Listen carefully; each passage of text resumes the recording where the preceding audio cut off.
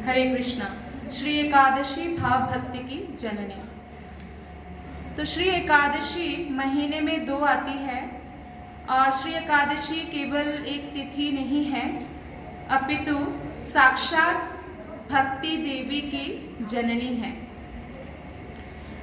मनुष्य जीवन भक्ति करने के लिए ही सिर्फ मिला है और उसमें भी भक्ति अगर प्राप्त करना है तो हमें एकादशी का शरण ग्रहण करना होगा। वो भगवान श्री कृष्ण की परम प्रिया है और हमारे जो आचार्य जन हैं, वैष्णव आचार्य जन, इस तिथि को इसीलिए माधव तिथि कहते हैं। शास्त्रों के अनुसार एकादशी व्रत का श्रद्धापूर्वक पालन करने वाला जो व्यक्ति है वो कितने ही करोड़ जन्मों से संचित पाप क्यों न हो, उन पापों से मुक्त हो जाता है और शुद्ध भक्ति को प्राप्त करके वैकुंठ लोक गमन करता है। तो कई बार हमारे जो है इस जीवन में हम बहुत शुद्ध जीवन जीते हैं और इसके बावजूद हमें दुख प्राप्त होता है, जो पाप का फल होता है वो इसी कारण से क्योंकि कई जन्मों का पाप फलीभूत होने में समय लगता है। जिस प्रकार टमाटर का जो फल है वो जल्दी आता है पर आम का फल लेट आता है। तो लेकिन हम एकादशी अगर पालन करते हैं श्रद्धापूर्वक, जिस तरह से शास्त्रों में बताया गया है, गुरु ने सिखाया है, तो समस्त संचित पापों से मुक्त हो सकते हैं। इसीलिए शास्त्रों में एकादशी को परम तप कहा गया है। परम मतलब सर्वश्रेष्ठ तपस्या। तपस्या का मतलब है शरीर को थोड़ा कष्ट हो तो भी मन भगवान में लगाए रखना। तो एकादशी को हम उपवास करके हरि नाम जप में, हरि नाम कथा में मन को लगाए रखना चाहिए। तो अतः भगवान श्री कृष्ण जो भी एकादशी व्रत पालन करते हैं वो भगवान श्री कृष्ण के अत्यंत प्रिय हो जाते हैं। तो श्री एकादशी की प्राकट्य कथा है हमारे शास्त्रों में, पुराणों में, और इससे हमें साफ पता चलता है कि एकादशी के दिन समस्त पाप अन्न में प्रवेश कर जाता है।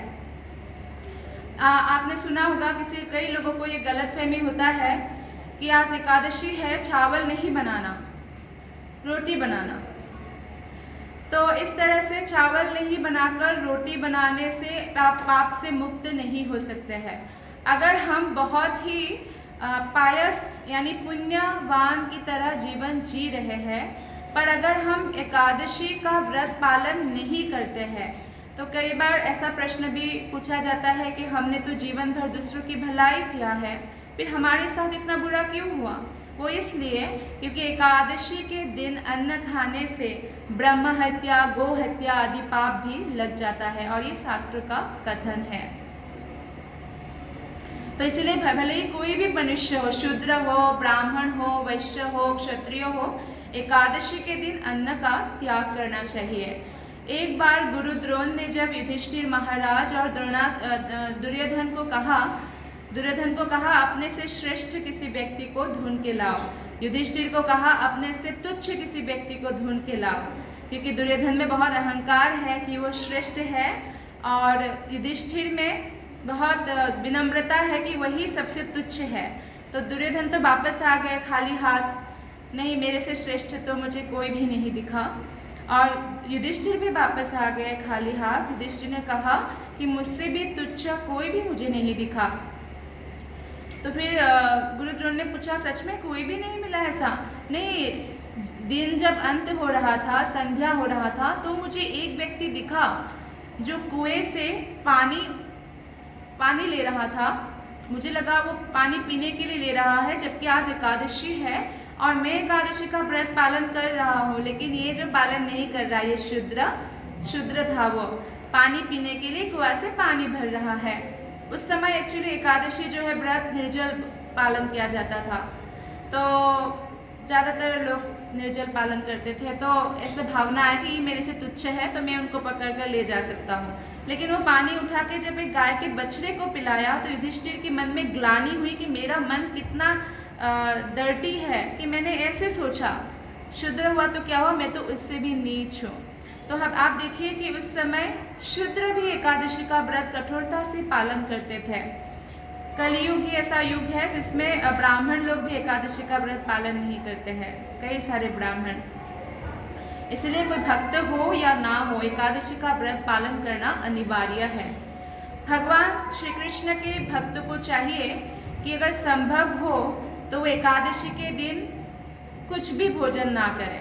सबसे बेस्ट है निर्जल रखें, लेकिन शरीर भी देखना होगा। उस दिन निर्जल रख दिया आपने, उसके नेक्स्ट डे से तबीयत खराब होना नहीं चाहिए, क्योंकि हमें रोज साधना करना है, प्रचार करना है। तो इसीलिए हमें क्या करना है, शरीर को देखते हुए। किसी का कैपेसिटी है तो निर्जल रखते हैं, कई लोग पानी पीकर या जूस, दूध, फल आदि ग्रहण करते हैं। और जो इससे भी काम नहीं चलता है, कई लोग फल नहीं खा पाते हैं, उनको कुछ और मेडिसिन भी लेना होता है, तो उस केस में वो लोग कुट्टू का आटा और मखाना, ड्राई फ्रूट्स, बहुत सारे जो एकादशी में खा सकते हैं, जो अन्न की कैटेगरी में नहीं आते हैं, वो प्रसाद ग्रहण कर सकते हैं। संपूर्ण भोगों से विरक्त होकर भगवत चिंतन में संलग्न हो जाना चाहिए एकादशी के दिन। एकादशी का अर्थ है क्यों उपवास, ताकि दिन रात पूर्णतया हम अपने मन को कृष्ण में स्थिर कर सके, खाने पीने का चिंता ना रहे। एकादशी देवी का प्रादुर्भाव कैसे हुआ, वो मार्ग शीर्ष के महीने में कृष्ण पक्ष में हुआ। हरिभक्ति विलास के द्वादश विलास में श्री एकादशी के महात्मा का इस प्रकार वर्णन है। वरम चांदाल जातीय एकादश्योपवासकात् न तु विप्र चतुर्वेदी यो भुंक्ते हरिवासरे। एकादशी व्रत वाले दिन भोजन करने वाले चतुर्वेदी ब्राह्मण से चांदाल जाति का वह मनुष्य अधिक श्रेष्ठ है जो एकादशी व्रत करता है। चतुर्वेदी ब्राह्मण होते हैं, एकादशी व्रत नहीं करता है, तो उससे श्रेष्ठ है वो चांदाल जो एकादशी व्रत को पालन करता है। तो एक बार युधिष्ठिर ने पूछा भगवान से कि पुण्यमयी एकादशी तिथि कैसे उत्पन्न हुई, इस संसार में क्यों पवित्र मानी गई और देवताओं को कैसे प्रिय हुई। तो भगवान ने कहा कि प्राचीन समय में सत्ययुग में मूढ़ नामक दानव रहता था। तो दानव इतना प्रलयनकारी था, भयंकरी था कि संपूर्ण देवता उससे परास्त होकर स्वर्ग से निकाल दिए जा चुके थे और भयभीत होकर देवता पृथ्वी पर विचरण करने लगे। देवताओं का जो आहार है वो यज्ञ जब हम करते हैं मनुष्य, तो वो उनका आहार है, लेकिन पृथ्वी में जब वो विचरण करते हैं तो भूखा प्यासा साधु के वेश में टहलते रहते हैं। और जब कोई असुर स्वर्ग पर विजय प्राप्त करते हैं, ये बलि महाराज के समय भी हुआ और मूढ़ राक्षस के समय भी हुआ कि वो आसन देवताओं को नहीं देते, इंद्र, चंद्र, वरुण सब आसन जो है असुरों को देते हैं, और फिर जो भी यज्ञ मनुष्य करते हैं तो उस आसन को जाता है। तो इस प्रकार देवता भूखे भूखे टहलने लगे। उन लोगों ने भगवान शिव जी के पास, महेश्वर के पास गए और इसका उपाय मांगा। तो महादेव जी ने कहा, देवराज, जहाँ सबको शरण देने वाले, सबकी रक्षा में तत्पर रहने वाले जगत के स्वामी भगवान गरुड़ ध्वज विराजमान है, वहाँ जाओ, वे तुम लोगों की रक्षा करेंगे। तो फिर वो लोग भगवान विष्णु के पास जाते हैं क्षीर सागर में और स्तुति प्रारंभ करते हैं। और उनका स्तुति सुनकर देवता लोग भगवान को बहुत प्रिय है, क्योंकि वो भगवान के भक्त है। विष्णु भक्त भवे देवा। तो फिर देवता लोग जो है भगवान के ही कार्य में व्यस्त है, वो एडमिनिस्ट्रेटिव स्टफ है इस भौतिक संसार के चालना में, वो भगवान की ही आज्ञा से हर कार्य करते हैं। तो फिर भगवान उनकी प्रार्थना से प्रसन्न हुए और मूढ़ नामक असुर को वध करने के लिए उसका जो निवास स्थान था चंद्रावती पुरी में गए। तो देवता जो दैत्यराज था मूढ़, वो बहुत गर्जना कर रहे थे।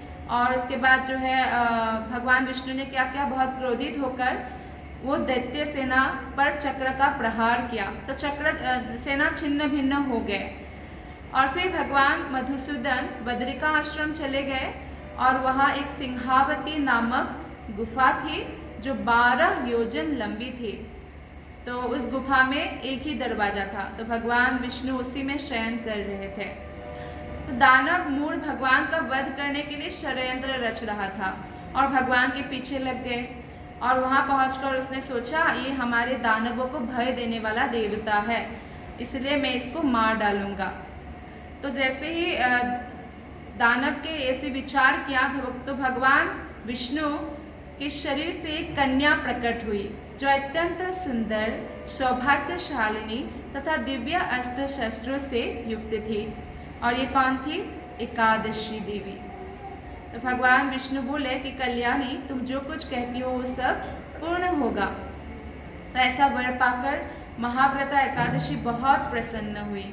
और दोनों ही पक्ष का एकादशी, कई लोग ये पूछते हैं कि कृष्ण पक्ष का रखे कि शुक्ल पक्ष का रखे, कृष्ण पक्ष में एकादशी उठाए कि शुक्ल पक्ष में एकादशी उठाए, उद्यापन कब करे। तो एक वैष्णव शाश्वत भगवान के साथ संबंध रखते हैं तो उद्यापन की कोई आवश्यकता नहीं है। वो इस जीवन में रहते हर एकादशी का पालन करते हैं और बाद में भी जिस भी शरीर में वो जाते हैं या भगवत शरीर भी प्राप्त करते हैं तो एकादशी व्रत का श्रद्धापूर्वक पालन करते हैं। और ऐसा कुछ नहीं है कि शुक्ल पक्ष को उठाना है कृष्ण पक्ष का। जिस दिन डिसाइड कर लिया है कि बस एकादशी करना है तो करना है, उस दिन से बिल्कुल हमें गंभीर हो जाना चाहिए क्योंकि ये बहुत कल्याणकारी व्रत है। और कई लोग ये भी सोचते हैं, ऐसा प्रश्न बहुत आता है कि अच्छा बाकी लोगों के लिए तो एकादशी आज है तो फिर हमारे लिए एकादशी क्यों अभी, मतलब हमारे लिए क्यों अभी कल क्यों है, ऐसे प्रश्न आते हैं। कि वैष्णव लोग जो है एक दिन बाद मनाते हैं और स्मार्टर लोग जो है एक दिन पहले, तो दशमी से मिश्रित एकादशी मनाते हैं और वैष्णव लोग जो है द्वादशी से मिश्रित एकादशी पालन करते हैं। तो आज हम शास्त्र में देखेंगे कि शास्त्र भी ये आदेश देते हैं कि द्वादशी मिश्रित एकादशी का पालन करना चाहिए। जो दशमी से मिश्रित एकादशी का पालन करते हैं वो कृष्ण को प्रिय नहीं होते हैं। यदि उदय काल में थोड़ी सी एकादशी, मध्य में पूरी द्वादशी और अंत में किंचित त्रयोदशी हो तो यह त्रिस्प्रीषा एकादशी कहलाती है। वो भगवान को बहुत प्रिय है। तो इस तरह से द्वादशी, दूसरे दिन की द्वादशी युक्त एकादशी को ही हमें उपवास करना चाहिए, यही शास्त्र का निर्णय है। एकादशी के समान कोई अगर पाप का नाश करने का कोई प्रायश्चित्त का यज्ञ भी करे, कुछ भी करे, चाहे कुछ भी करे, वो कुछ तपस्या करे, लेकिन एकादशी के समान पाप नाशक व्रत दूसरा कोई भी नहीं है। तो जब श्रील व्यासदेव जैमिनी ऋषि के द्वारा जब जिज्ञासा किया गया तो व्यासदेव बहुत प्रसन्न हुए। गुरु बहुत प्रसन्न होते हैं जब शिष्य आध्यात्मिक प्रगति के लिए प्रश्न पूछते हैं, आध्यात्मिक जिज्ञासा प्रकट करते हैं। तो व्यासदेव जी ने उत्तर दिया, हे जैमिनी ऋषि, एकादशी के पालन के परिणामों के विषय में भगवान नारायण ही पूर्णतया बता सकते हैं, परंतु मैं संक्षेप में आपको प्रश्न का उत्तर देता हूँ। तो उन्होंने कहा कि भौतिक जगत के जब प्रारंभ हुआ था तो दुष्ट मनुष्य को दंड देने के उद्देश्य से भगवान ने विभिन्न प्रकार से पापों के निर्मित जीवित एक जीव का निर्माण किया। उस जीव का नाम क्या है? पाप पुरुष। उसके शरीर के विभिन्न अंग अलग अलग पापपूर्ण गतिविधियों से निर्मित थे। उसका मस्तक ब्राह्मण की हत्या रूपी पाप से बना था। दोनों जो आंखें हैं मादक पदार्थों के सेवन रूपी पाप से, मुख स्वर्ण चोरी के पाप से, कर्ण गुरुपत्नी संग के पाप से, नाक पत्नी की हत्या रूपी पाप से, भुजाएं गो हत्या रूपी पाप से, गर्दन धन चोरी के पाप से, छाती भ्रूण हत्या रूपी पाप से। तो इस तरह से जितने भी पाप है उससे उनका शरीर निर्माण हुआ। और उस पाप पुरुष का वर्ण एकदम काला था और उसकी आंखें पीली पीली पीत वर्ण की। वो पाप करने वालों को अत्यंत भीषण कष्ट प्रदान करता है। तो फिर भगवान जो है बाद में सोचते हैं कि मैंने सभी पापमय जीवात्माओं को दंड देने के लिए इस पाप पुरुष का सृजन किया है और अब मुझे इसे नियंत्रित करने के लिए किसी और का भी सृजन करना होगा। तब भगवान ने यमराज और विभिन्न नारकीय लोकों का निर्माण किया। तो पापमय जीवात्माओं को मृत्यु के बाद यमराज के पास भेजा जाएगा, जो वे उनको उनके पाप के अनुसार एक उचित नरक में यातना भोगने के लिए भेज देंगे। और फिर जब यमराज ने जब देखा कि भगवान विष्णु आए हुए हैं उनके पास, तो उन्होंने तुरंत उनके चरण धोया। एक भक्त भगवान का जिस प्रकार आदर करते हैं, स्तुति करते हैं, वैसे किया और भगवान को स्वर्ण के सिंहासन पर आसीन किया। तब भगवान विष्णु ने वहाँ दक्षिणी क्षेत्र से आने वाले चित्कारों को सुना। जैसे 3rd डिग्री पुलिस देते हैं तो कितना रोता है अपराधी, तो ऐसे नरक में हमेशा चित्कार सुनने को मिलता है। 3rd डिग्री नहीं, उससे भी 300 डिग्री ऊपर होता है। तो ऊपर से यातना शरीर मिलता है। जैसे आध्यात्मिक जगत में मिलता है भगवत शरीर, देवलोक में मिलता है देव शरीर, भौतिक संसार में या तो कर्म शरीर मिलता है जो मनुष्य का है, या भोग शरीर मिलता है जो पशु पक्षी तरु तृण का है, और नरक में मिलता है यातना शरीर। मतलब यहाँ पे जब आपको सुई चुभाते हैं, इंजेक्शन लगता है, तो जितना दर्द होता है नरक में उससे हजारों गुना अधिक दर्द होगा। यातना के लिए वो शरीर बना हुआ है। जैसे गन्ने का जूस निकालते हैं ना, उस मशीन में अगर डाल देते हैं किसी को, तो यहाँ पे तो मर जाएंगे, लेकिन यातना शरीर में नहीं मरते। और रबड़ की तरह कष्ट उतना ही होगा, निकल के फिर पकोड़े की तरह तला जाएगा, फिर भी यातना शरीर है ना, तो इतना कष्ट होगा, तो कितना चिखेगा वो। तो चित्कार सुनाई दिया विष्णु को, भगवान विष्णु को। तो यमराज से पूछा कि ये चित्कारें कहाँ से आ रही है। तो यमराज ने कहा, हे देवेश्वर, पृथ्वी की विभिन्न पापपूर्ण जीवात्माएं नरकों की यातनाएं भोग रही है। वे अपनी पापपूर्ण गतिविधियों का फल भोग रही है, इसलिए ही इतना चीख रहे हैं। तो इसका सुनने के बाद जो है भगवान विष्णु स्वयं दक्षिणी क्षेत्र में जो नरक है वहाँ गए, जहाँ से चीख सुनाई पड़ रही थी। और जब उन्होंने यातनाएं भोग रही जीवात्माओं को देखा, और जीवात्माओं ने उनको देखा, तो देख के और रोने लग गए वो लोग। तो भगवान तो है ही करुणा के सागर, तो भगवान विष्णु का हृदय करुणा से आप्लावित हो गया। उन्होंने सोचा, ये सभी भी तो मेरी ही संतानें हैं। जैसे एक माता के 2 बेटा है, एक लायक एक नालायक। नालायक भी तो माँ का ही बेटा है, तो माँ फिर भी इसलिए करुणा रखती है, माफ कर देती है। तो ऐसे भगवान विष्णु ने उपाय सोचा कि ये भी तो मेरे ही बच्चे हैं, मेरी ही संतानें हैं, और मेरे ही प्रबंध के अनुसार ये इस प्रकार कष्ट भोग रही है। कई बार हमें लगता है कि हम सिर्फ वैष्णवों के प्रति अपराध ना करें, वैष्णव कृष्ण को अत्यंत प्रिय है, या कोई बहुत शुद्ध भक्त कृष्ण को प्रिय है, लेकिन जो कंडीशन सोल है, जो बद्ध आत्माएं हैं, वो भी कृष्ण को बहुत प्रिय है। और बद्ध आत्माएं अगर भक्ति करते हैं तो कृष्ण को और प्रिय होते हैं कि आने का प्रयास कर रहे हैं मेरे पास। और कोई अगर भक्ति नहीं भी कर रहे हैं तो भी वो संतान भगवान का ही है। तो भगवान को सभी जीवात्माएं प्रिय है, इसलिए हमें मन से, वचन से या कर्म से किसी भी जीवात्मा के प्रति अपराध नहीं करना चाहिए या कष्ट नहीं पहुंचाना चाहिए।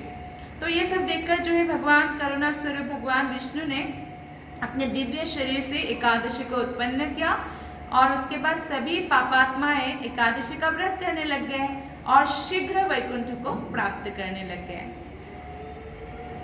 तो इसके बाद क्या हुआ, पाप पुरुष का हालत खराब हो गया, वो बहुत जीर्ण शीर्ण हो गया, पतले दुबले हो गए, वीक हो गए। जैसे जॉन्डिस के बाद लोग हो जाते हैं ना बहुत वीक। तो फिर उन्होंने भगवान को अप्रोच किया, भगवान विष्णु को बोला कि भगवान, मैं भी तो आपके ही संतान हो, और मेरे द्वारा आप चाहते थे कि पापात्माएं प्रताड़ित हो, परंतु अब एकादशी के प्रभाव से मैं पूर्णतया निष्क्रिय हो गया हूँ, नष्ट हो गया हूँ। हे प्रभु, मेरी हालत देखिए, मेरी तो मृत्यु हो जाएगी।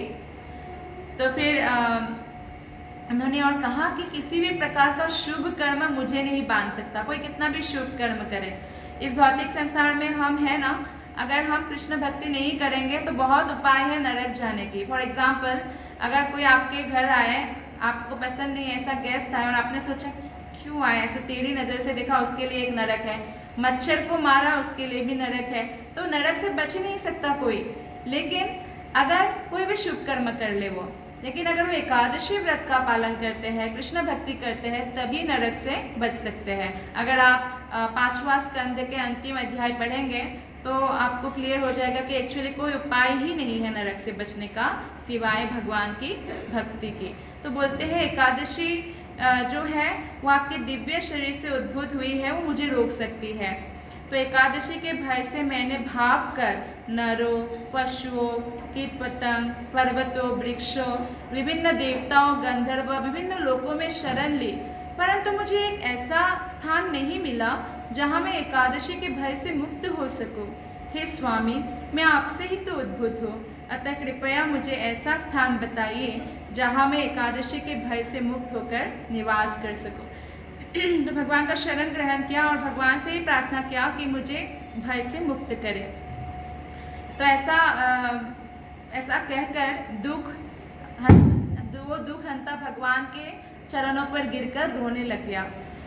तो भगवान विष्णु अति दयालु है, तो पाप पुरुष की अवस्था का विचार करते हुए बाद में हंसते हुए कहा, हे पाप पुरुष, उठो और अब संताप मत करो। मैं तुम्हें बताता हूँ कि तुम एकादशी के दिन कहाँ वास कर सकते हो। श्री एकादशी के दिन, जो कि तीनों लोगों के निवासियों को वर प्रदान करने वाली है, तुम अन्न की शरण ले सकते हो। अर्थात भगवान ने कहा कि एकादशी के दिन तुम अन्न में प्रवेश कर जाओ और जो अन्न खाए उसको पाप लग जाएगा, फिर आपका भी चलता रहेगा, आप भी जीर्ण शीर्ण नष्ट नहीं हो जाएंगे। तो भगवान विष्णु के निर्देश के अनुसार भौतिक जगत में जितने भी पाप होते हैं उस दिन, एकादशी के दिन अन्न में निवास करते हैं। जो भी एकादशी का पालन करता है वही समस्त पापों से मुक्त हो सकता है और वो नारकीय लोकों में प्रवेश नहीं करेगा। और यदि कोई एकादशी का पालन नहीं करता है उसे महापापी माना जाता है। पृथ्वी के जीव को अपने द्वारा ग्रहण किए गए प्रत्येक अन्न के ग्रास के लिए करोड़ों ब्राह्मणों की हत्या के पाप फल भुगतने होते हैं, करोड़ों ब्राह्मणों की हत्या के। तो कितना इंपॉर्टेंट है एकादशी का पालन। तो एकादशी पालन के नियम, शास्त्रों में एकादशी व द्वादशी तिथियों को हरिवासर कहा गया है। हरिवासर का मतलब होता है भगवान हरि का दिन।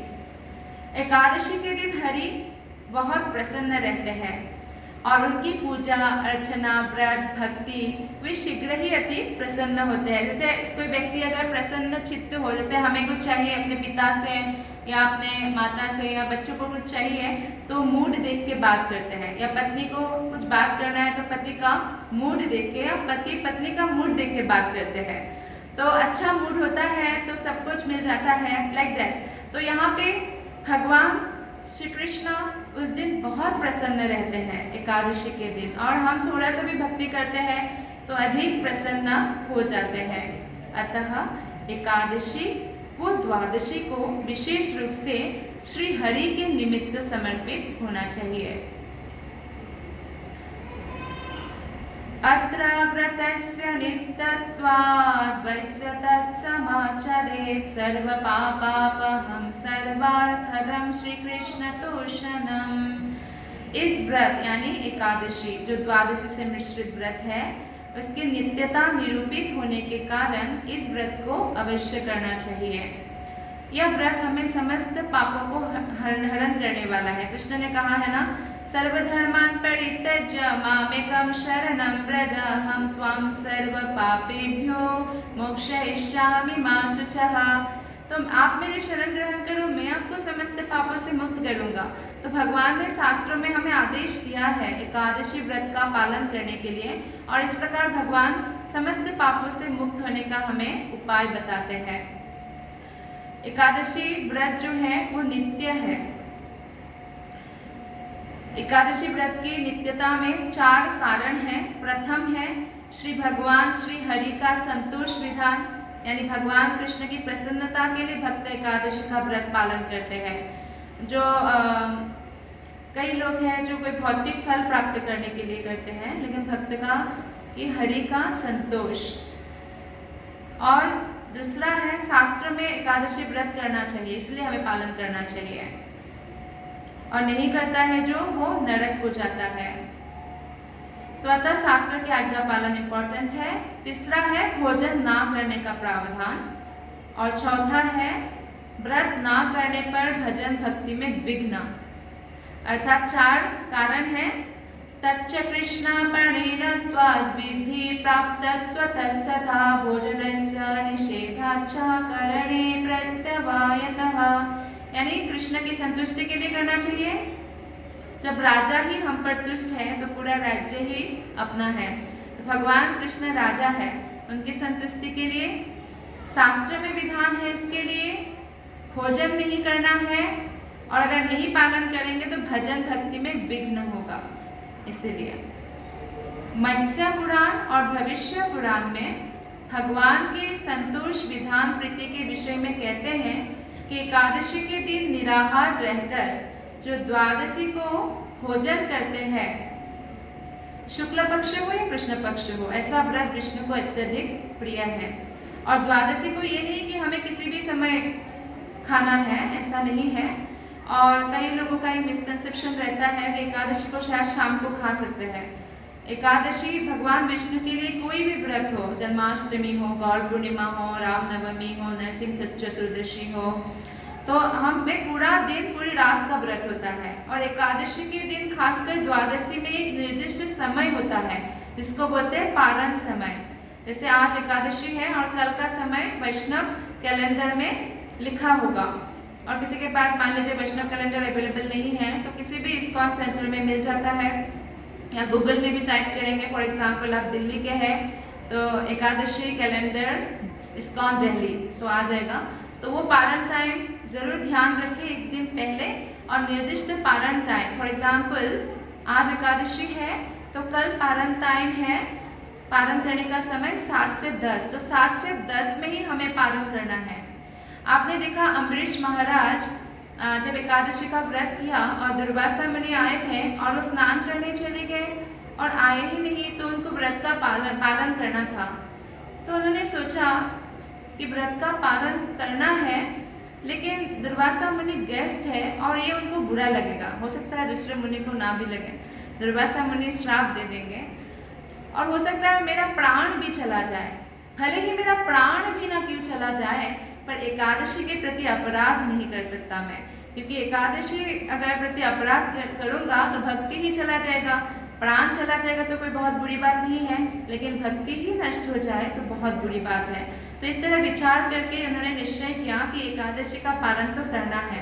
अब कैसे पालन करना है, क्योंकि जो बुद्धिमान ब्राह्मण लोग थे, जो मंत्री लोग थे या जो पंडित लोग थे, उनसे पूछा कि कैसे पालन करें। तो उन्होंने कहा कि जल ग्रहण करना, खाना भी हुआ और नहीं खाना भी हुआ, जल ग्रहण करके आप पालन कर लीजिए। तो इस तरह से अम्बरीश महाराज ने एकादशी का पालन किया।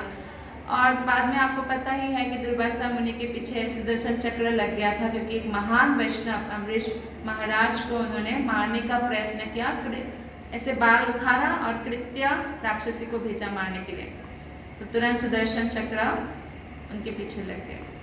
तो अग्नि पुराण में कहा गया है कि एकादशी को भोजन नहीं करना चाहिए, समस्त पुराणों में कहा गया है लगभग। तो बृहद नारदीय पुराण में कण्व ऋषि ने कहा है कि एकादशी को सदैव उपवास करना चाहिए।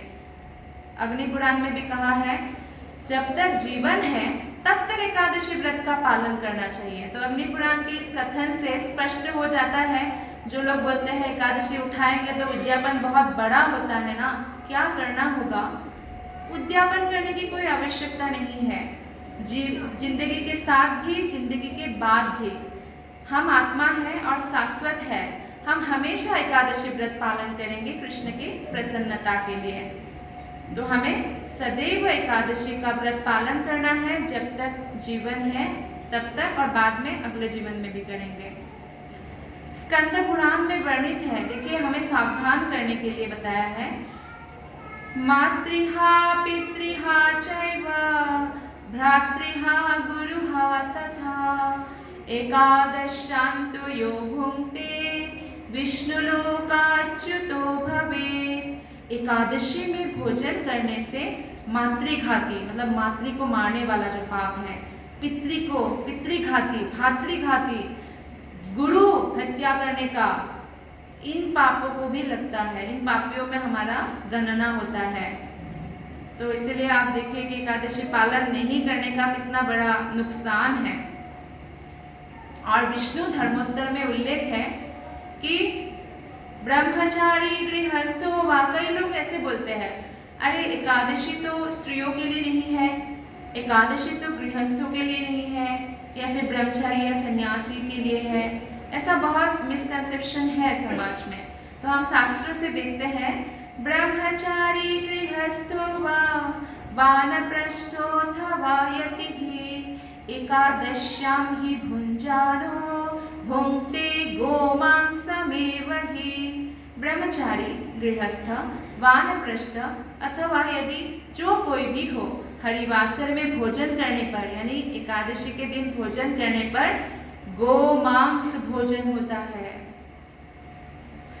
इसलिए भोजन निषेध है। श्रृंगी ऋषि ने भी कहा है कि भले ही कोई स्त्री रजस्वला हो तो भी एकादशी तिथि पालन करना चाहिए। कई बार ये प्रश्न आता है कि ये रजस्वला है तो क्या पालन करना चाहिए, व्रत पालन कर सकते हैं? हमारे घर में किसी का मृत्यु हो गया, सूतक लग गया, क्या व्रत पालन कर सकते हैं एकादशी? ऐसा प्रश्न आता है। बच्चा जन्म लिया है, सूतक लग जाता है महीना भर का। हाँ बिल्कुल, किसी भी स्थिति में जिस प्रकार से हमें 16 माला का त्याग नहीं करना है, उसी प्रकार से एकादशी व्रत को हमें भोजन ग्रहण नहीं करना है। हाँ, सूतक लगने पर हम अर्च विग्रह की से मृतक के घर में अर्च विग्रह की सेवा कोई और करेंगे, भोग कोई और लगाएगा, क्योंकि उनको सूतक लगता है आसक्ति के कारण। तो इसलिए किसी भी स्थिति में एकादशी व्रत को पालन करना है। नारदीय पुराण में लिखा है कि एकादशी के दिन ब्रह्म हत्या सहित अन्य जितने भी समस्त पाप है वो अन्न में प्रविष्ट हो जाते हैं। इसलिए अन्न खाने वाला व्यक्ति फ्री में ये पाप ले लेते हैं ना, फ्री में।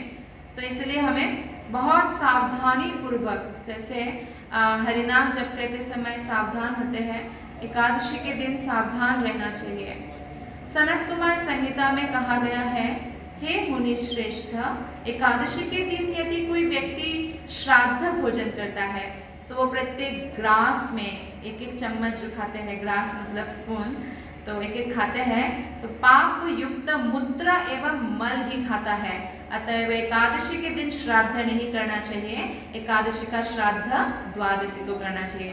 तो किसी का मृत्यु जैसे एकादशी में हो गया तो उनके जो घर परिवार वाले हैं उनको एकादशी के दिन कभी श्राद्ध नहीं रखना चाहिए। ऐसा करने से जो पुरोहित है वो तो नरक को जाएगा जो श्राद्ध करेगा, और जो घर वाले हैं वो अपने पितरों के समेत नरक में जाएंगे एकादशी के दिन अगर श्राद्ध करेंगे। और मान लीजिए हम एकादशी के दिन श्राद्ध नहीं कर रहे हैं, पर हमको किसी ने बुलाया है किसी के श्राद्ध में और हम श्राद्ध खाने जाते हैं, तो भी प्रत्येक ग्रास में पाप युक्त मूत्र एवं मल ही खाना हुआ। इसलिए एकादशी के दिन श्राद्ध ना करके, हाँ एकादशी की मृत्यु बहुत शुभ है, अच्छा है, लेकिन द्वादशी को श्राद्ध करना चाहिए। कई लोगों का प्रश्न होता है कि संक्रांति आदि के दिन भी कर सकते हैं एकादशी। कात्यायन स्मृति में लिखा है कि संक्रांति के दिन अथवा रविवार के दिन यदि एकादशी तिथि आ जाए तो सर्व पापों का हरण करने वाली इस महापुण्यमयी तिथि को अवश्य ही करना चाहिए। विष्णु रहस्य में लिखा है, परम आपत्ति, मान लीजिए बहुत विपत्ति आया, आपत्ति आया या बहुत आनंद या हर्ष का दिन आया हमारे जीवन में, अथवा सूतक घर में जन्म होना या मृत्यु होना, उसमें भी हमें एकादशी व्रत का त्याग नहीं करना चाहिए। पद्म पुराण की पुष्कर खंड में भी लिखा है कि हे राम, एकादशी व्रत के दिन श्राद्ध उपस्थित होने पर उस दिन को छोड़कर द्वादशी के दिन श्राद्ध करना चाहिए। व्रत वाले दिन कभी भी श्राद्ध नहीं करना चाहिए। क्यों? इसका ठीक है, ये तो है ही कि श्राद्ध नहीं करना चाहिए, लेकिन क्यों? क्योंकि पितर और देवता एकादशी की अपमान करते हैं ना हम उस दिन श्राद्ध करके। तो पितर, हमारे जो पितर लोग हैं जिसके लिए हम श्राद्ध कर रहे हैं, और देवता इस निंदित या दूषित अन्न को ग्रहण नहीं करते, क्योंकि एकादशी के दिन अन्न में पाप पुरुष प्रवेश कर जाते हैं, समस्त पाप प्रवेश कर जाते हैं, तो पितर लोग या देवता लोग भला क्यों ग्रहण करेंगे? स्कंद पुराण में कहा गया है कि एकादशी व्रत नित्य है और श्राद्ध नैमित्तिक कार्य। नित्य कार्य मतलब जो हम डेली करते हैं, जैसे फॉर एग्जाम्पल भक्ति में हरे कृष्ण महामंत्र का 16 माला जप करना हमारा नित्य कार्य है। नैमित्तिक कार्य मतलब जो ओकेजनली करते हैं, जैसे आपका रोज खाना पीना सब कुछ रोज होता है, लेकिन विवाह, बच्चे का विवाह एक ही बार हुआ, नैमित्तिक कार्य, किसी और का विवाह। तो ऐसे नैमित्तिक, जैसे जन्माष्टमी एक साल में एक बार आया, तो ऐसा जो है एकादशी नित्य कार्य है हमारा। और श्राद्ध जो है तो नैमित्तिक है, जब किसी का मृत्यु होगा तभी किया जाता है या लाइक दैट, तो इसलिए हमें उस दिन श्राद्ध नहीं करना है।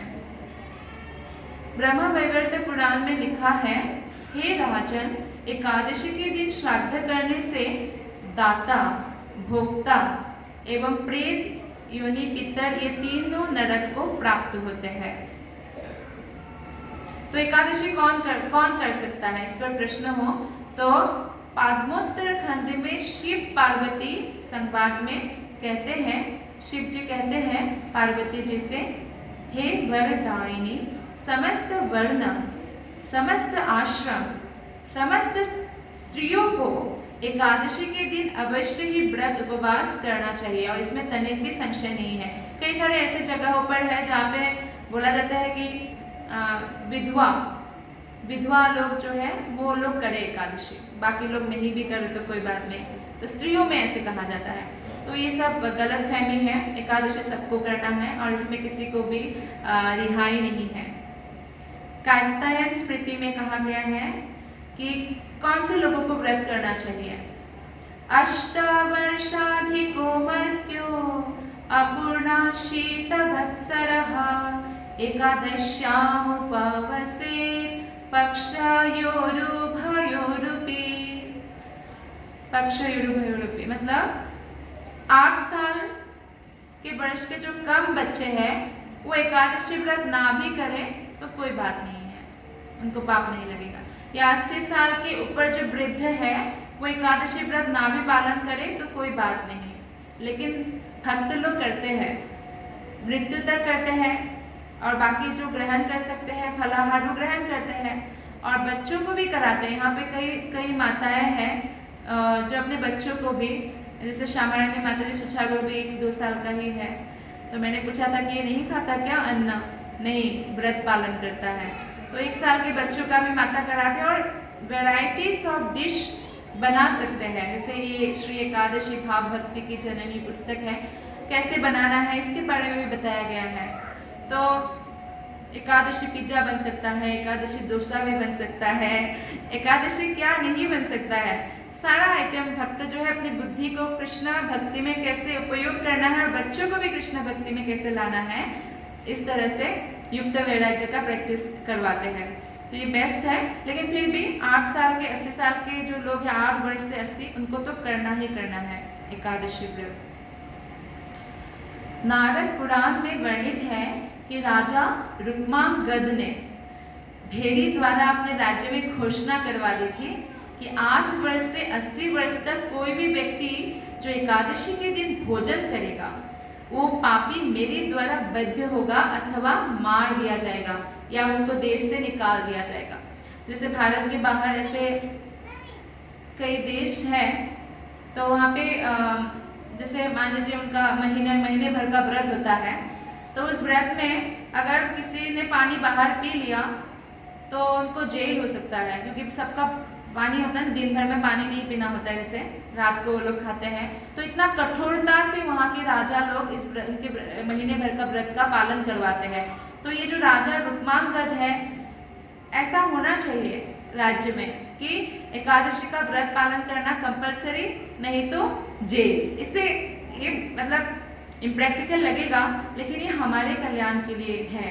ऐसा अगर कर सके कोई राजा तो सोचिए कितना लाभ होगा प्रजा का। प्रजा को बुरा लग भी सकता है, जैसे बच्चों को बुरा लगता है, माता पिता सख्ती दर्शाते हैं कि चॉकलेट नहीं खाना, दूध ही पीना है, तो उनको बहुत बुरा लगता है, लेकिन उनके फायदे के लिए होता है। तो बोलते हैं कि अगर उस दिन भोजन करेगा तो वो पापी मेरे द्वारा बद्ध होगा, मतलब मार दिए जाएंगे या देश से निकाल दिया जाएगा। ऐसा कठोर नियम बनाया था अपने प्रजा के कल्याण के लिए। तो स्कंद पुराण में शिव ने कहा कि जो एकादशी के दिन भोजन करता है वो ना शैव है ना सौरा, सौरा मतलब जो सूर्य देवता की उपासना करते हैं, ना आश्रमी है, ब्रह्मचारी गृहस्थ वानप्रस्थ संन्यास कुछ भी नहीं है, ना ही तीर्थों का सेवक है, और वो स्वपच यानी चांदाल से भी अधिक नीच है। वो पार्वती जी को बोलते हैं भगवान शिव, हे गौरी, मेरी भक्ति के बल का आश्रय लेकर जो हरिवासर के दिन भोजन करता है वो दुष्ट है, पापी है और मेरा अप्रिय है, वो मुझे कभी प्रिय नहीं है। तो शिव जी भी चाहते हैं कि हम एकादशी का पालन करें कृष्ण की प्रसन्नता के लिए। तो शिव जी कहते हैं, कोई बोल सकता है कि वो कृष्ण का भक्त नहीं है, मेरा भक्त है, और ऐसा कहकर अगर एकादशी के व्रत का पालन नहीं करता है और भोजन करता है तो मुझे प्रिय नहीं है। चाहे शिव का उपासक हो या सूर्य देवता का उपासक हो या किसी भी देवता का उपासक हो, तो उनको एकादशी को पालन करना ही पड़ता है। तो जो वृद्ध है या बीमार है उनके लिए एकादशी के लिए भी शास्त्रों में बताया गया है। जो अशक्त व्यक्ति है, अशक्त व्यक्तियों के प्रति बोधायन स्मृति में बोधायन मुनि का निर्देश है कि जिनकी आयु 80 वर्ष से अधिक हो गई है वे एकादशी को एक बार भोजन कर सकते हैं, अथवा जो व्याधियों से ग्रसित हो, शरीर में पित्त की मात्रा अधिक हो, उन्हें एकादशी व्रत करते करते 30 वर्ष से अधिक हो चुके हो, तो उनके लिए भी एक समय भोजन करने की कल्पना की जा सकती है। यह एक प्रकार का स्पेशल डिस्काउंट है या स्पेशल विशेष छूट है उनके लिए, बीमार व्यक्तियों के लिए या वृद्ध के लिए। तो इस प्रकार हम देखते हैं कि श्री महाभारत में उद्यम पर्व में वर्णन है कि जल, फूल, मूल, दूध, घृत, ब्राह्मण की कामना, गुरु के वचन, औषधि, तो इन कारणों से व्रत नाश नहीं होता। कई बार ये प्रश्न उठता है ना कि मेरा तो ये गोली खाना डेली जरूरी है और इसमें जाने क्या क्या है, इस दवाई में डॉक्टर ने दिया, इस टैबलेट में, या कोई आयुर्वेदिक दवाई ले रहे हैं, कोई होम्योपैथी ले रहे हैं, तो उनको ये डर होता है कि हम व्रत के दिन औषधि खाएं कि नहीं खाएं, दवाई खाएं कि नहीं खाएं। तो इस श्लोक से स्पष्ट होता है, इसमें बताया गया है कि अगर आप औषधि लेते हैं, औषधि कोई भी दवाई हम लेते हैं टैबलेट, वो हमारे इंद्रिय तृप्ति के लिए तो नहीं लेते हैं ना, वो हम शरीर को मेंटेन रखने के लिए लेते हैं। जैसे फॉर एग्जाम्पल किसी का बहुत हाई ब्लड प्रेशर है, डेली मेडिसिन ले रहे हैं, थायराइड का प्रॉब्लम है, बहुत सारा प्रॉब्लम हो सकता है, तो दवाई लेने से व्रत नहीं टूटता। तो ये हमें याद रखना चाहिए। या गुरु के वचन से, कोई विशेष स्थिति में अगर गुरु ने देखा कि आप में शक्ति नहीं है और गुरु ने कहा कोई बात नहीं, आप नॉर्मल आहार ग्रहण करो, बस तब व्रत नहीं टूटेगा, भले हम लोग ग्रहण भी करें भोजन। तो ये विशेष डिस्काउंट है। और कि गुरु आज्ञा से यदि व्रत के नियम में कहीं अंतर आए तो गुरु आज्ञा के कारण व्रत भंग नहीं होता है। व्रत के दिन का निर्णय, तो इसमें भी हम देखेंगे कि शास्त्रों का निर्णय है कि एकादशी द्वादशी के साथ मिश्रित हो, तब द्वादशी के दिन एकादशी का व्रत पालन करना चाहिए। लेकिन जब एकादशी दशमी के साथ मिश्रित हो तो उस दिन एकादशी का पालन नहीं करना चाहिए। तो हम देखते हैं कि जो हमारे आचार्य लोग हैं तो हमें बेस्ट दिन में ही एकादशी रखने का कैलेंडर दिया है, तो इसलिए हमें कोई कंफ्यूजन होने की जरूरत नहीं है और हमें वैष्णव कैलेंडर को ही फॉलो करना है। स्कंद पुराण में कहा है कि परम आपत्ति अथवा हर्ष के समय भी जो एकादशी व्रत का त्याग नहीं करता है, जिसने वैष्णवी दीक्षा प्राप्त की हुई है, मतलब गुरु से, परंपरा के जो गुरु है वैष्णव गुरु, उनसे दीक्षा प्राप्त किया है, और जो सभी जीवों में समदृष्टि रखता है और अपने सदाचार का पालन करते हुए समस्त आचार श्री विष्णु को समर्पित करता है, वही वैष्णव कहलाता है। तो ये कंपलसरी है वैष्णवों के लिए। तो एकादशी के दिन हमें क्या क्या नहीं करना चाहिए? असत्य भाषण, असत्य भाषणम द्युतम दिवा स्वापच्च मैथुनम एकादश्याम न कुर्वीत उपवास परो नरः। असत्य भाषण अर्थात झूठ बोलना। परम सत्य है कृष्ण। एक्चुअली कृष्ण के अलावा कुछ और प्रजल्प करना नहीं चाहिए। जुआ खेलना नहीं चाहिए, दिन में सोना नहीं चाहिए, और कोई अगर स्त्री पुरुष बच्चे के लिए ट्राई भी करना है तो एकादशी के दिन बिल्कुल भी नहीं करना चाहिए। तो ये नियम है। भविष्य पुराण में कहा गया है कि क्षमा, सत्य, दया, मौन, शौच, शुद्धता, इंद्रियों का दमन, देव पूजा, अग्नि हवन, संतोष, चोरी न करना, ये 10 नियम का पालन करना चाहिए। स्कंद पुराण में ब्रह्मा और नारद के संवाद के अंतर्गत एवं प्रहलाद संहिता में कहा गया है रात्रि जागरण के बारे में। ऐसे दिन भर एकादशी का व्रत रखे और रात को जागरण करने की शक्ति बचता ही नहीं है कलयुग के प्राणी में। लेकिन फिर भी अगर कोई ऐसा कर पाए, ये तपस्या, एकादशी व्रत में वो जागरण करे, तो उनको निश्चित रूप से, उनके परिवार सहित निश्चित रूप से वैकुंठ धाम प्राप्त होता है। तो प्रहलाद महाराज कहते हैं, ब्रह्म हत्या आदि अन्य जो कोई भी पाप है, एकादशी के रात्रि जागरण और कीर्तन, जागरण नहीं जग जगे हुए हैं और मूवी देख रहे हैं, ये जागरण नहीं है।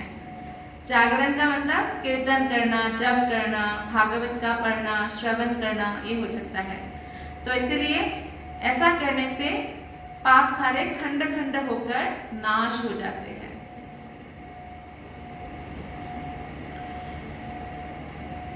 तो वैष्णव पंचांग के अनुसार उपवास के अनेक दिन हैं, यथा एकादशी तथा भगवान एवं भक्तों के आविर्भाव एवं तिरोभाव के दिन। ये सारे उपवास जो है, इसको करने से हमें आध्यात्मिक लाभ तो होता ही है और शरीर का चर्बी भी कम हो जाता है।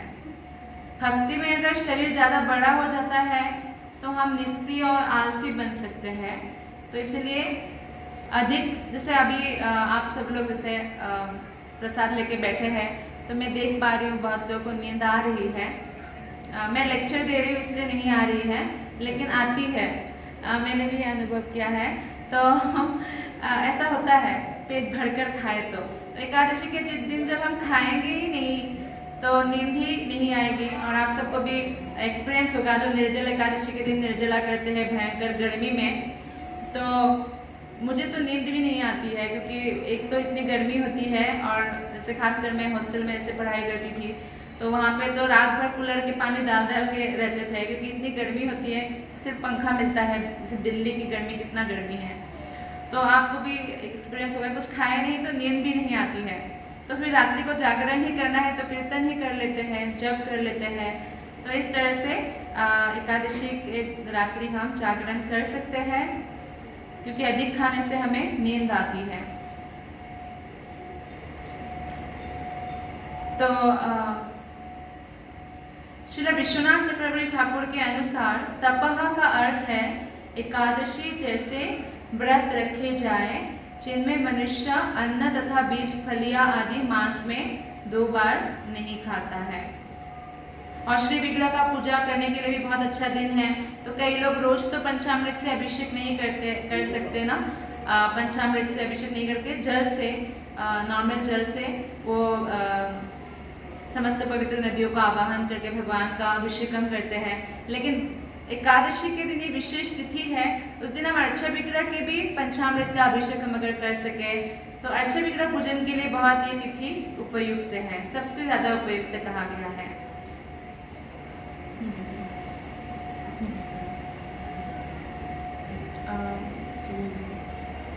सवाल जवाब कर लेते हैं, बाकी बाद में। तो धन्यवाद, यही पे समय का समापन होता है। तो अभी हम प्रश्न उत्तर लेंगे। किसी का कोई प्रश्न है तो आप पूछ सकते हैं, और कोई कमेंट है तो भी आप कंट्रीब्यूशन कर सकते हैं। धन्यवाद। हरे कृष्णा।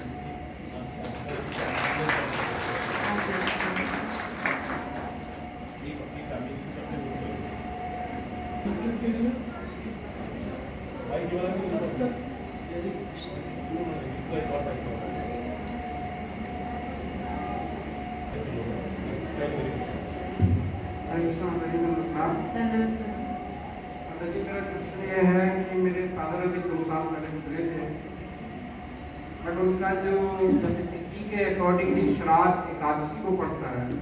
इस साल हमने उनको एकादशी का प्रसाद एकादशी वाले दिन उनको मतलब श्राद्ध किया, तो एकादशी प्रसाद ही किया था। तो क्या वो श्राद्ध माना जाएगा? क्या हम उसको कंटिन्यू करें? जैसे आपने बताया कि नहीं एकादशी को श्राद्ध नहीं करना, बट अन्न नहीं देना है, या मतलब हम एकादशी प्रसाद अगर किसी ब्राह्मण को भोजन करा सकते हैं, मतलब प्रसाद दे सकते हैं, तो क्या वो सही है या गलत? हाँ, धन्यवाद प्रभु, अच्छा प्रश्न है। जहाँ तक शास्त्र के अनुसार तो एकादशी के दिन श्राद्ध ही नहीं करना है, यही नियम है।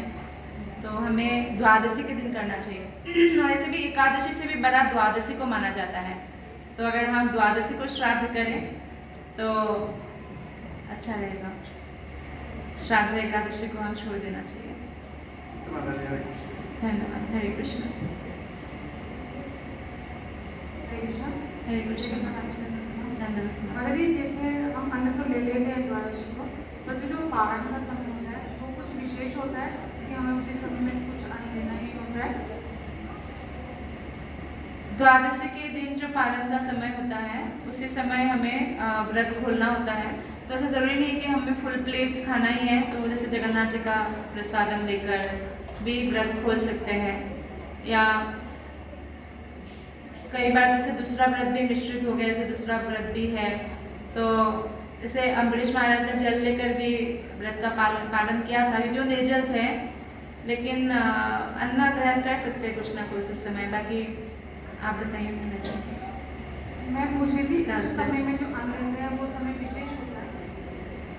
समय विशेष होता है का मतलब समय होता है ना अन्न लेने के लिए? हाँ, वो समय स्पेशल होता है। यस। प्रश्न क्या है? प्रश्न यही है कि उसी समय में अन्न लेना क्यों विशेष?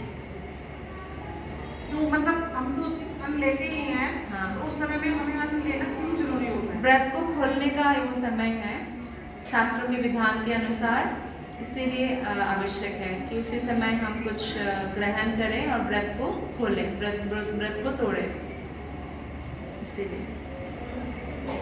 हरे कृष्ण। माइक दे दीजिए आपको।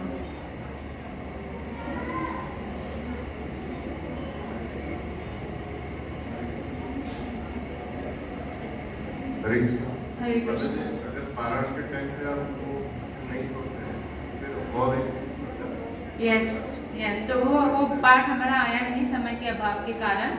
अगर कोई गलती से एकादशी के दिन जैसे खा लेते हैं, और मेरे को किसी ने लड्डू दिया प्रसाद का, मैंने खा लिया, अब क्या करूँ, अब तो टूट ही गया, आज पेट भर के खा ही लेते हैं, ऐसा नहीं करना चाहिए।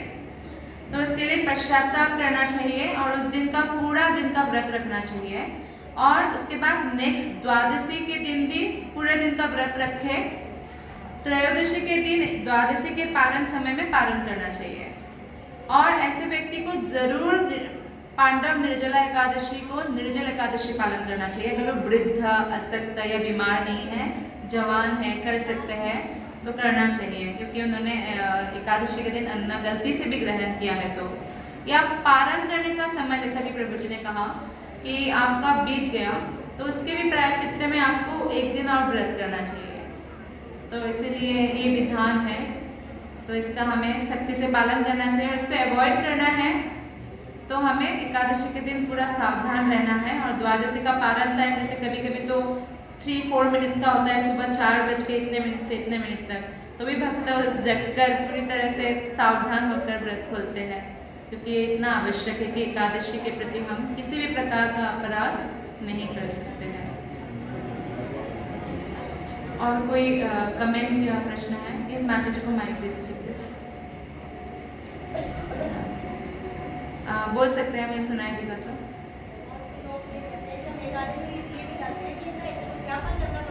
हाँ जी,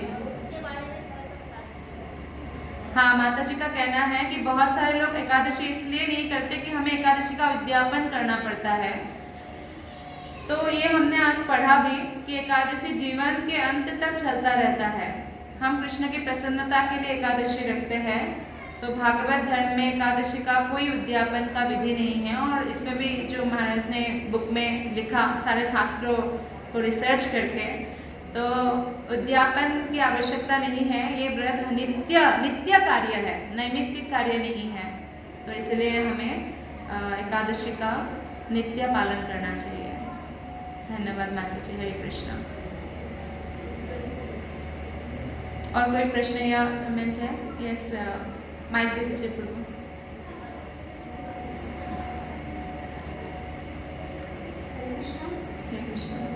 मेरा क्वेश्चन ये है, जैसे कहते हैं कि एकादशी के दिन व्रत रखने से मतलब जो अन्न खाते हैं वो पाप लगता है, बट एकादशी का व्रत करते हैं वो पाप नहीं लगता। तो एकादशी सिर्फ व्रत करने से उस दिन के अन्न खाने वाले पापों से पाप नष्ट होते हैं या अगले पिछले सभी पाप नष्ट? अच्छा प्रश्न है। मतलब माता जी का कहना है कि अगर हमने आज तक तो अन्न खाया है फॉर एग्जाम्पल, और बाद में एकादशी पालन करने लगते हैं, तो हमने जो खाया है वो पाप भी नष्ट होता है। हाँ बिल्कुल, क्योंकि हम एकादशी के शरणागत होते हैं, हृदय में प्रायश्चित्त की भावना रखते हुए श्रद्धा पूर्वक कृष्ण की प्रसन्नता के लिए व्रत करते हैं, तो समस्त प्रकार से पापों से हम मुक्त होकर भगवत धाम जाने के अधिकारी बनते हैं। चाहे वो नॉन एकादशी पाप भी है मतलब? यस, कोई भी प्रकार का पाप से, ब्रह्म हत्या, गो हत्या, कितने भी भयंकर पाप हो, उससे भी मुक्त हो सकते हैं। और दूसरा ये जो पारण टाइम है, जैसे क्या द्वादशी बिगिन होती है उसके हिसाब से डिसाइड होता है या किस टाइम के अकॉर्डिंग डिसाइड होता है पारण का? जैसे उसके लिए आप वैष्णव कैलेंडर रखिए अपने पास, तो उसमें क्लियरली आपको पता चलेगा कि कौन से दिन कितने बजे के बीच में हमें व्रत को तोड़ना है। तीसरा ये जो जैसे कुछ लोग बोलते हैं कि सैलेड और सब्जियां नहीं खाना चाहिए एकादशी के व्रत में, लेकिन मैं देखती हूँ स्कॉल में सब चलता है। हाँ, तो इसमें ये उत्तर है कि एकादशी के दिन सबसे बेस्ट एकादशी, वो पार्ट भी नहीं आया लेकिन हम लोग बात कर लेते हैं। सबसे बेस्ट है कि आप निर्जल रख सकते हैं, तो नहीं रख सकते हैं तो दूध जूस आदि ले सकते हैं, नहीं तो फल खा सकते हैं, नहीं तो गुट्टू का आटा फलाहार कर सकते हैं। और जहाँ तक सब्जियों को अवॉइड करने की बात है, जैसे कि बहुत सारी सब्जियाँ नहीं खाते कुछ भक्त लोग, तो सिर्फ जैसे मैंने गुरु महाराज को देखा है वो प्रेफर करते हैं ओनली पोटैटो दही, इतना मतलब सब्जी में जैसे पोटैटो खा सकते हैं, जैसे मूल हमने बना ना, मूल खा सकते हैं, तो मूल, इससे व्रत नहीं खुलता। तो हम सिंपल रखें अपने घर में कि ये एकादशी के दिन मेनू फिक्स है, सोचना नहीं मेनू क्या बनाना है करके। हाँ, बच्चों के लिए हो सकता है वेराइटीज ऑफ मेनू, पर हमारे लिए और जहाँ तक आपका प्रश्न है कि जब इस्कॉन में जैसे कोई फेस्टिवल है, तो इस्कॉन में व्रत के दिन भी फिस्टिंग होता है।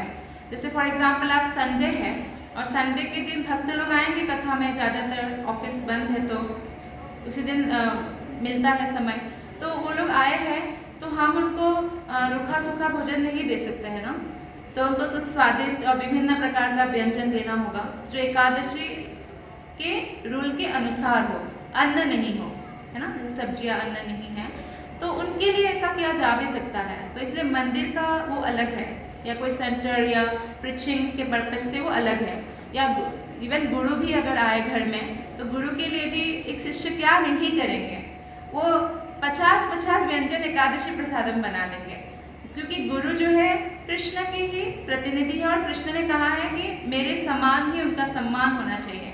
पर जहाँ तक हमारा प्रश्न है, हमें उसे लिमिट करने का प्रयत्न करना चाहिए घर में कि एकादशी के ये मेनू फिक्स, ये एक आइटम मैं बनाऊंगी और बस उसी दिन इसी से रहूंगी, फॉर एग्जाम्पल है ये, तो ऐसा करना चाहिए मैंने। एक टास्क ओके। हमारे ऑफिस के पास जैसे ना खिचड़ी डिस्ट्रीब्यूशन के लिए कौन से लोग आते हैं, तो वो कभी कभी बीच बीच में एकादशी वाले दिन भी आ जाते हैं, जैसे थर्सडे आते हैं तो कभी थर्सडे को एकादशी होती है, तो वो फिर उस दिन भी खिचड़ी प्रसाद ही बांटते हैं, लेकिन वो समानाइज की नहीं होती है, वो नॉर्मल खिचड़ी जो इस्कॉन में होती है वो होती है। फिर मैंने उनको पूछा था, मैंने कहा आप लोग तो इस्कॉन से हैं और आप आम जनता को एकादशी के दिन खिचड़ी प्रसाद बांटते हैं और हम लोग को बोलते हैं कि एकादशी के दिन तो नहीं खाना चाहिए और आप बांट ही रहे हो, तो क्या आप बांट रहे हैं लोगों को? तो फिर उन्होंने बोला कि अगर हम दूसरा वाला लेके आएंगे समानाइज की खिचड़ी वाला प्रसाद तो लोग लेंगे ही नहीं, खाएंगे ही नहीं, तो क्या ये ठीक है? ये इसका उत्तर गुरु महाराज देंगे। लंबा सवाल है। यस,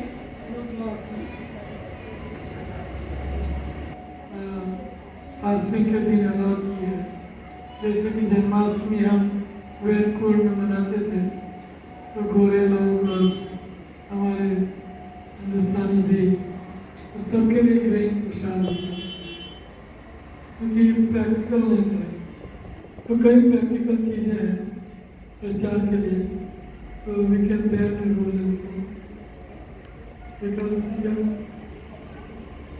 के दिन तो ग्रेन नहीं है। तो जन्माष्टमी के दिन भी ग्रीन हम खिलाते हैं कि नहीं? जन्माष्टमी एकादशी व्रत की ठीक है, तो प्रैक्टिकल है, ये प्रचार के माध्यम से हम नियम इधर उधर कर सकते हैं। तो अपन तो कहते हैं कि वो दिन अपन घर में नहीं बनाना है। माता जी, हरे कृष्णा। माता जी के क्वेश्चन के आगे आप हरे कृष्णा।